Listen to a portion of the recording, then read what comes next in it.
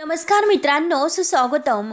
घरोघरी मातीच्या चुली या मालिकेच्या आजच्या भागामध्ये आता मात्र सौमित्र हा ऐश्वर्याच्या विरुद्ध सगळे काही पुरावे कोर्टात देणार असतो आणि तो आता जज मॅडमला म्हणत असतो की हे बघा, या बाईने जे काही आत्तापर्यंत पाप केलेलं आहे त्या प्रत्येक पापाचा हिशोब बघता या बाईला कठोरातली कठोर शिक्षा द्यायला हवी. आता ऐश्वर्या पूर्णपणे घाबरते आणि आता जज मॅडम आहे तर ते आपला निकाल सांगणार असतात.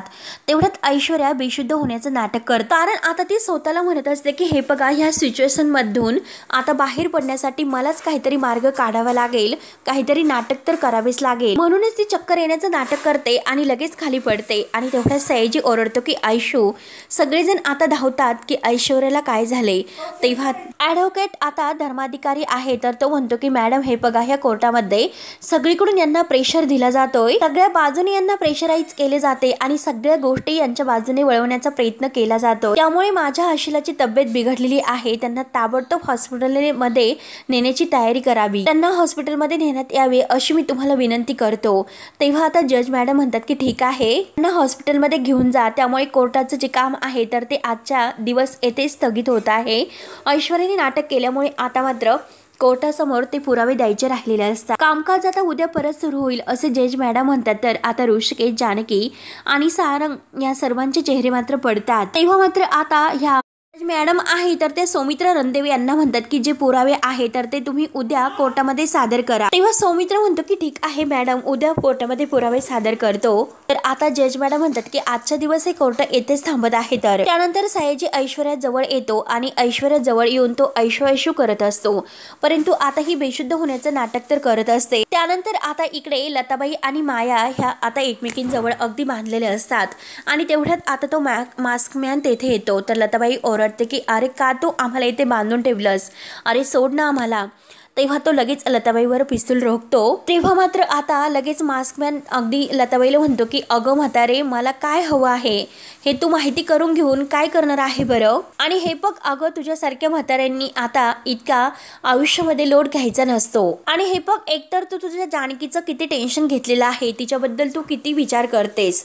मग मला एक गोष्ट सांग बरं, इतका विचार करून तू जर अशीच अगदी पटकन गचकून गेली मग तुझ्या ह्या जानकीचं काय होईल. तेव्हा लताबाई ओरडते. लताबाई म्हणते की हे बघ, माझ्या जानकीला काही होणार नाही. तेव्हा मात्र आता हा मास्कमॅन म्हणतो की तुझ्या पोरीला तर शिक्षा होणार आहे. तेव्हा लताबाई विचारते की शिक्षा, अरे कसली शिक्षा. आणि आज तिच्या कोर्टामध्ये निकाल आहे, तिकडे तिचा निकाल कोर्टामध्ये लागला तर आता मी तुझा सुद्धा निकाल लगेच लावणार आहे. तर तेव्हा आता लताबाईला हे ऐकून धक्का बसतो. लताबाई म्हणते की काय, कोर्टाचा निकाल.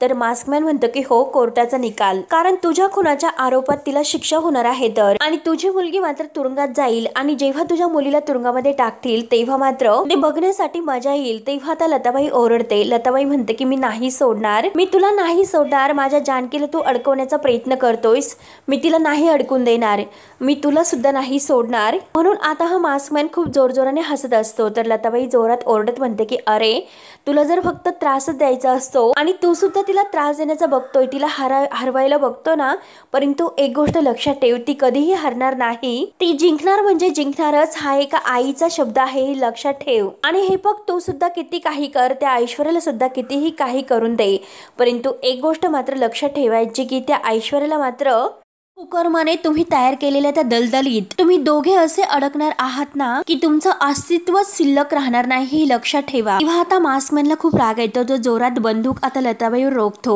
आणि परत जोरजोराने हसायला सुरुवात करतो आणि तेथून बाहेर निघून जातो. तर लताबाई जोरात ओरडते की अहो ऐका ना, आम्हाला इथून सोडा. तेव्हा आता ही माया आहे तर ती लताबाई जवळ येते आणि म्हणते की हे बघा काकू, तुम्ही आता इतकं आरडाओरड करू नका आणि स्वतःला त्रास करून घेऊ नका, नक्की काही होणार नाही. तेव्हा आता लताबाई रडतच म्हणते की अगं, मी तर काय करणार आहे बरं, तू सांग. अगं, मी माझ्या लेकीला, माझ्या जानकीला कसं वाचू, तूच सांग. अगं माया, मी माझ्या जानकीला कसे वाचू. म्हणून आता जानकीची आठवण काढत लताबाई खूप रडत असते. त्यानंतर आता कोर्टातून सगळेजण घरी येतात. आता घरी आल्यानंतर घडलेल्या सर्व प्रकार ते घरी सांगतात. तेव्हा नाना ऐकून म्हणतात की नाही, त्या ऐश्वर्याने फक्त हे नाटक केले असावे, चक्कर येण्याचं. तिला काही झालेले नसेल, फक्त हे नाटक आणि नाटकच असेल, कारण आपल्या अंगावर आता सगळं काही येईल आणि हे शेकणार आहे असे तिला वाटले असेल आणि वेळीच तिने चक्कर येण्याचं नाटक तर केले असेल. तेव्हा आता सारंग म्हणतो की नाना, तुम्ही एकदम बरोबर बोलतात. तर आता सुमित्रा म्हणते की हो, परंतु आता हे सगळं झाले मग आता निकाल आपल्या बाजूने लागेल किंवा नाही। तेव्हा सारंग म्हणतो की अगं आई तू असं का म्हणतेस, नक्की लागेलच। अगं आई खरं तर निकाल आजच आपल्या बाजूने लागला असता, पण ती ऐश्वर्या मात्र आता जशी माशी ही शिंकावे तसेच मध्ये शिंकली आणि आता ही सर्व निकाल लागता लागता राहिला आणि तो उद्यावर गेला। तेव्हा आता अवंतिका म्हणते की भाऊजी अहो असून द्या, तिने कितीही नाटक केले तरी सुद्धा फार काय फरक नाही पडणार, सगळ्या गोष्टी ह्या आपल्या बाजूने आहेत। तेव्हा आता जानकी खुशून हसते। तेव्हा सुमित्रा विचारते की अगं काय सांगतेस, म्हणजे सगळं काही आता आपल्या जानकीच्या बाजूने होईल ना, म्हणजे ह्या केसमधून आता आपली जानकीची निर्दोष सुटका तर होईल ना। तेव्हा सारंग म्हणतो की होणार काय आई, अगं होणारच। तेव्हा आता सारंग म्हणतो की अगं आई तुला काय सांगू, कारण आज सौमित्र दादा आहे तर तो जानकी बहिणीच्या बाजूने काय बोलला ते मला नाही सांगता येणार, परंतु आज मात्र आपला सौमित्र दादा एकच नंबर बोलला। तेव्हा आता सर्वजण खुशून हसत असतात। अगं आई काय सांगू, कारण जे काही समोरचे वकील होते ते ऐश्वर्याचे ॲडव्होकेट धर्माधिकारी, त्यांची तर बोलती बंद आपल्या दादाने केली होती, म्हणून आता सारंग हा सौमित्रविषयी खूप छान सांगत असतो। तेव्हा मात्र आता ऋषिकेश सुद्धा म्हणतो की आई अगं सौमित्राने छान अशी प्रकारे खिंड लढवलेली आहे। सारंग म्हणतो दादाने खिंड लढवली, परंतु तेवढ्या वेळात मात्र वहिनीने अगदी गडद जिंकून घेतला, त्यामुळे आता ही ऐश्वर्या आहे ना ती पक्की त्यात अडकणार आहे। तर तेव्हा सुमित्रा म्हणते की हो ती ऐश्वर्या तर अडकायला हवी आणि त्याबद्दल तिला शिक्षा सुद्धा व्हायला हवी, कारण ती आपल्या सगळ्यांच्या भावनांशी तर खेळलेली आहे आणि जानकीला सुद्धा तिने खूप त्रास दिलेला आहे आणि जानकीच्या आईला सुद्धा, त्यामुळे आता मात्र तिला कठोरातली कठोर शिक्षा ही व्हायलाच हवी। तेव्हा नाना म्हणतात की अगो सुमित्रा जानकी होती म्हणून सगळं काही व्यवस्थित निभावलं, ऐश्वर्याच्या प्रत्येक हल्ल्याला मात्र जानकी आपली खंबीरपणे अगदी सामोरी गेली। म्हणजे इतकंच काय, अगं आपल्या नवऱ्याचं ऋषिकेशचं त्या ऐश्वर्याशी लग्न लावण्याचं धाडस सुद्धा आपल्या जानकीने केले होते आणि हे बघ जानकी अगं तुझं कौतुक करावं तितकं कमी आहे बघ बरं।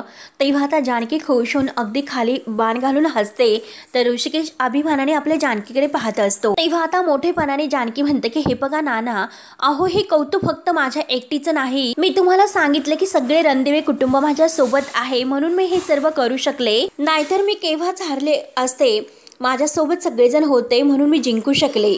आणि हे बघा मला पूर्ण खात्री आहे की ही केस लवकरात लवकर आपणच जिंकू, पण त्या अगोदर मात्र तुमचा सगळ्यांचा माझ्यावर असणारा विश्वास जिंकलेला आहे, प्रेम जिंकलेला आहे, तर म्हणून तर आपण विजयाच्या उंबरट्यावर आहोत। तेव्हा मात्र आता लगेच हा ऋषिकेश म्हणतो की हा विजयाचा जो काही उंबरटा आहे उद्याच आपला अगदी होईलच, तेव्हा हो की नाही सौमित्र।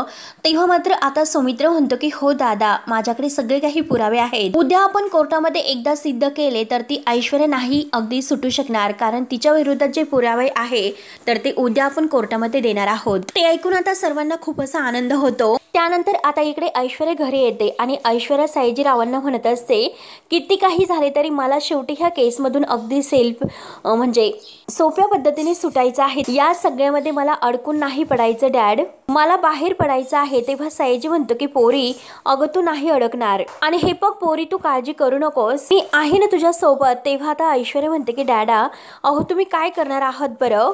तेव्हा सायजी म्हणतो की हे बघ तू जर मला आत्ता म्हणत असतील तर लगेच आत्ताच्या आत्ता मी ते जानकीला संपवतो।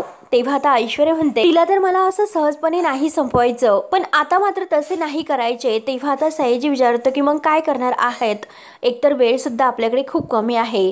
तेव्हा ऐश्वर्या म्हणते की तोच तर एक खूप मोठा प्रॉब्लेम आहे, तर कारण मला आता जेलमध्ये जाण्यापासून एकच गोष्ट आता वाचू शकते। तेव्हा मात्र आता सायजी म्हणतो की कोणती गोष्ट, तर आता ऐश्वर्या म्हणते की ते पुरावे, सौमित्र जे काही पुरावे माझ्या विरोधात देणार आहे ते सर्व पुरावेच। तेव्हा मात्र आता ऐश्वर्या सांगायला सुरुवात करते की डॅडा हे बघा जेव्हा मी कोर्टामध्ये बेशुद्ध होण्याचं नाटक केलं आणि जे काही सौमित्र आता ते पुरावे कोर्टाला देणार होता, त्यामुळे ते पुरावे आहे तर ते आता उद्यावर ढकलले गेले आहेत आणि ॲडव्होकेट आता आपले जे वकील आहे धर्माधिकारी यांनी सुद्धा सौमित्रला अगदी ते पुरावे उद्या कोर्टामध्ये हजर करण्याची अगदी विनंती केली होती। ते पुरावे मात्र आता उद्या कोर्टामध्ये सादर करण्यासाठी सांगितले होते, पण ते जे काही पुरावे आहेत ते जर उद्या कोर्टामध्ये पोहोचलेच नाही तर याचा तुम्ही विचार करा। तेव्हा आता सायजी तर खूप खुश होतो। सायजी म्हणतो की अगं पोरी हे सगळं काही होऊ शकतं, पुरावे आहे तर ते कोर्टामध्ये पोहोचून न देण्यासाठी आपल्याला काही पण करता येईल आणि शेवटी ते पुरावे कोर्टामध्ये पोहोचून द्यायचे नाही, असेच काहीतरी आपल्याला करायचे ना. तेव्हा ऐश्वर्या म्हणते की हो डॅडा, पण हे बघा डॅडा, हे सगळं काही आहे ते इतकं सोपं नाही, कारण ती लोक यावेळेस खूप असे अलर्ट असणार आहे. तर तेव्हा आता सयाजी म्हणतो की त्याची काळजी तू करू नकोस आणि तुझ्या विरोधात कोणताही पुरावा असेल तरी सुद्धा तो पुरावा कोर्टामध्ये नाही जाणार, हा माझा शब्द आहे. आता तू मला जेलमधून सोडवलंस, मग आता तुझा हा डॅडा तुला शेवटी जेलमधून वाचवणार आहे. तू काही काळजी करू नकोस, जोपर्यंत तुझा हा डॅडा आहे तोपर्यंत तू घाबरू नकोस आणि ते पुरावे कसे उडवायचे आहे ते माझं मी बघतो, माझ्यावर सोपून दे. त्यानंतर मात्र आता जे काही आहे तर ऐश्वर्या आणि सयाजीने एक प्लॅन केलेला असतो. मुद्दाम आता दामले वकिलांशी काहीतरी ते खेळलेले असतात. आता अवंतिकाला फोन येतो. अवंतिका म्हणते की काय झाले आणि कुठे आहेत ते, आता कसे आहेत आणि आम्ही लगेच येतो, असे ती फोनवर बोलतच असते. तेव्हा फोन ठेवल्यानंतर आता सौमित्र विचारतो की अवंतिका काय झाले, तर अवंतिका म्हणते की अरे सौमी, बाबा चक्कर येऊन पडले, त्यांना सिटी हॉस्पिटलमध्ये ऍडमिट केलेलं आहे, मी जाऊन आले. तर सौमित्र म्हणतो की हे बघ, ऐकून घे, तू अगोदर शांत हो, काळजी करू नकोस, बाबांना काही होणार नाही, तू पॅनिक होऊ नको बरं, इतकी शांत हो बरं, चल मी सुद्धा तुझ्या सोबत येतोय. म्हणून सौमित्र आता अवंतिकाच्या सोबत जायला निघतो. परंतु अवंतिका म्हणते की सौमी, हे बघ, मला कळतं की तुझं महत्त्वाचं खूप काम एक सुरू आहे, त्यामुळे तू नको येऊस. सौमित्र म्हणतो की अगं अवंतिका, तू वेडी आहेस का? अगं रात्र बघ ना केवढी झालेली आहे आणि हे काम वगैरे आहे तर ते नंतर होऊ शकतं, तू पटकन चल बरं. म्हणून दोघे निघून जातात. त्यानंतर आता इकडे जानकी आणि ऋषिकेश आपल्या रूममध्ये अगदी खुश होत गप्पा करत असतात. इतक्या दिवसांतून आज त्यांना एकांत भेटलेला असतो. तेव्हा आता ऋषिकेश जानकीचं कौतुकच करत असतो. तो म्हणतो की जानकी, अगं कोर्टामध्ये काय बोललीस तू, अगदी एक रणरागिणी लढते, अगदी तशी तू कोर्टामध्ये लढलीस. खरंच जानकी, अगं इतक्या हुशारीने तू ऐश्वर्या सारख्या बाईच्या तोंडातून सत्य वधून घेतलेस, खरंच जानकी तुझी कमाल आहे. तर आता जानकी म्हणते की बास करा ऋषिकेश, अहो कधीपासून तुम्ही माझं कौतुक करता, तुमचं कौतुक कोण करणार बरं. तेव्हा आता ऋषिकेश विचारतो की माझं, आणि मी काय केले कौतुक करण्यासारखं. तेव्हा जानकी म्हणते की अहो तुम्ही स्वतःला इतकं का अगदी म्हणजे कमी लेखता, तुम्ही खंबीरपणे माझ्या पाठीशी उभे आहात, माझ्यासोबत तुम्ही आहात, म्हणून ही लढाई मी जिंकू शकले, लढू शकले, हिमतीने मी हे सर्व करू शकले. हे ऋषिकेश तुम्हाला सुद्धा चांगलंच माहिती आहे. ऋषिकेश म्हणतो की हो जानकी, मला तर चांगलंच माहिती आहे. म्हणून आता जानकी आणि ऋषिकेश खूप खुश झालेले असतात.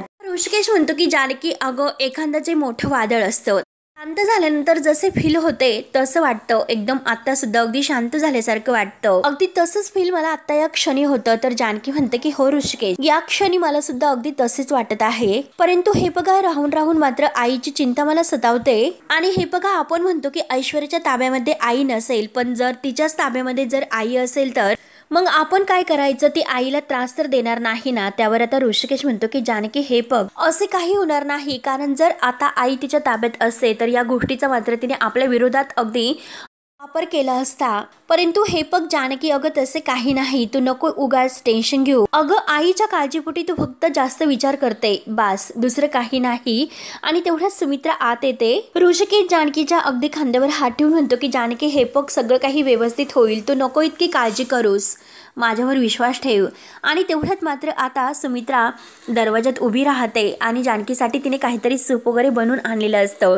सुमित्रा आता म्हणते की जानकी, अगं ऋषिकेश अगदी बरोबर बोलतो, आता कसलीही काळजी करायची नाही, कसलेही विचार मनामध्ये आणायचे नाहीत. हे बघ जानकी, तू आता दमली असेल, चल बरं, तुला आता आराम करायचा आहे, जेवून घे, आणि आता हे जेवण मी तुझ्यासाठी जे आणलेलं आहे तर ते अगदी संपून टाकायचं. तेव्हा आता जानकी म्हणते की आई तुम्ही, तर सुमित्रा म्हणते की अगं ऐश्वर्याला जो धडा शिकवायचा आहे तो धडा तू शिकवला आहे, अगं हत्ती एवढं संकट तू पार केलं आहेस, अगं मग आता शेपटाला का घाबरायचं आहे. तर जानकी आणि ऋषिकेशला खूप आता हसू येते. तेव्हा आता जानकी म्हणते की आई, अहो मी घाबरत नाही, परंतु मनाला एक चिंता लागलेली आहे. तर सुमित्रा विचारते की अगं चिंता, कसली चिंता जानकी तू करते, अगं एवढी कसली चिंता. तेव्हा आता जानकी म्हणते की माझी आई आजारी आहे, माझी आई कुठे असेल, ती कशी असेल, ती बरी असेल ना, तिने काही खाल्लं प्याल्लं असेल का, नक्की तिची काय अवस्था असेल, जोपर्यंत ती माझ्या डोळ्यासमोर दिसत नाही तोपर्यंत मात्र माझा जीव तिच्यासाठी कासवीस होत राहणार.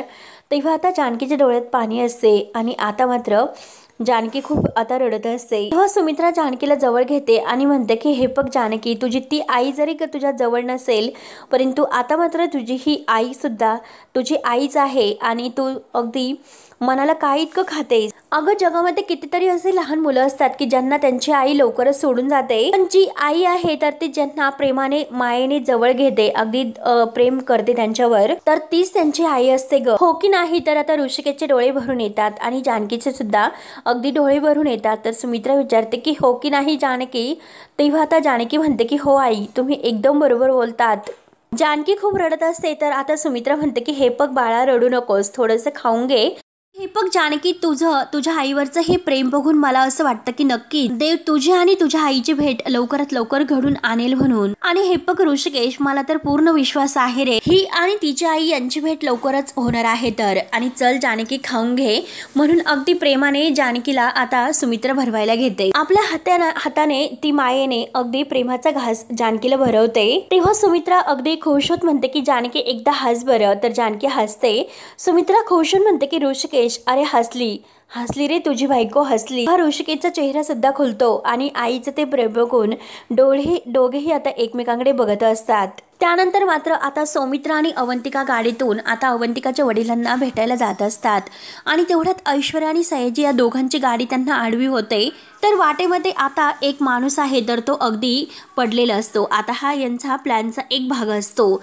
आता तो माणूस मुद्दाम गाडी थांबवण्यासाठी पडलेला असतो आणि तेवढ्यात काही गाडी समोरून येते. तेव्हा सौमित्र अवंतिकाला विचारतो की हा सर्व काय प्रकार आहे? तर तेव्हा आता सौमित्र म्हणतो की अगं काहीतरी वेगळंच आहे. तर अवंतिका म्हणते की अरे काहीतरी इमर्जन्सी असू शकते, आपण बघूयात की खाली उतरून काय आहे ते. तर सौमित्र म्हणतो की ठीक आहे, मी बघतो. तेव्हा सौमित्र आता त्या माणसाजवळ येतो आणि त्याला हात लावत विचारतो की दादा, ओ दादा, दादा उठा, अहो लागलत का तुम्हाला?